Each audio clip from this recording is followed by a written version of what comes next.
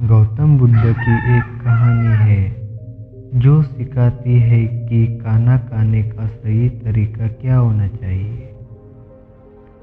एक बार गौतम बुद्ध और उनके शिष्य यात्रा कर रहे थे।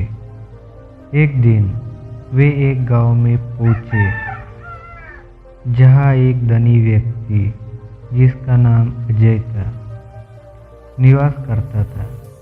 अजय ने बुद्ध और उनके शिष्यों को अपने घर भोजन के लिए निमंत्रित किया।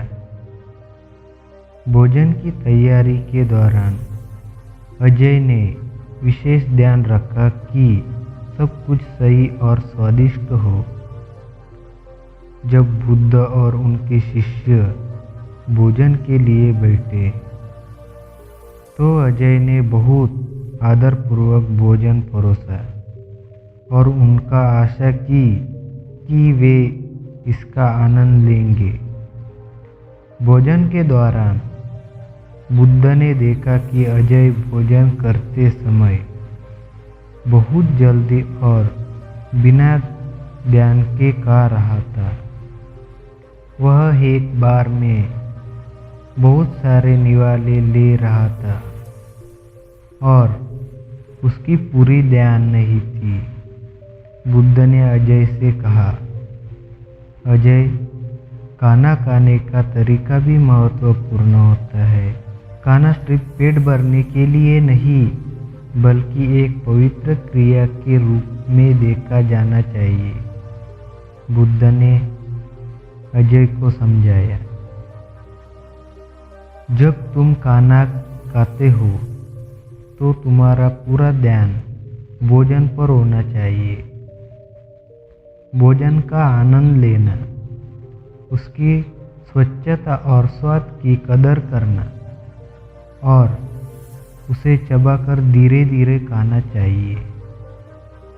ऐसा करने से तुम न केवल भोजन की संपूर्णता को महसूस करोगे बल्कि अपने शरीर और मन को भी शांति प्रदान करोगे। उन्होंने आगे कहा, भोजन के दौरान ध्यान और संतुलन बनाए रखो। एक जगह बैठकर शांत और ध्यानपूर्वक खाना खाओ। इससे न केवल भोजन का स्वाद बेहतर होगा बल्कि यह तुम्हारे स्वाद और मानसिक शक्ति के लिए भी लाभकारी होगा। अजय ने बुद्ध की सलाह को ध्यान से सुना और उसे अपने जीवन में अपनाने का निर्णय लिया।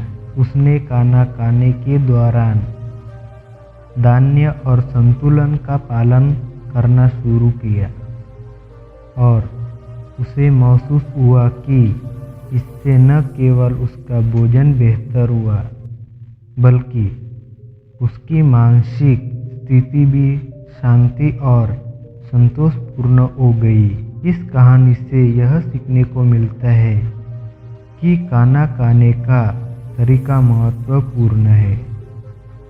भोजन करते समय पूर्ण तरह ध्यान केंद्रित करना, शांत और संतुलित रहना और भोजन की कदर करना हमारे मानसिक और शारीरिक स्वास्थ्य के लिए लाभकारी है। भोजन को केवल पेट भरने के तरीके के रूप में नहीं बल्कि एक पवित्र और महत्वपूर्ण क्रिया के रूप में देखना चाहिए। धन्यवाद।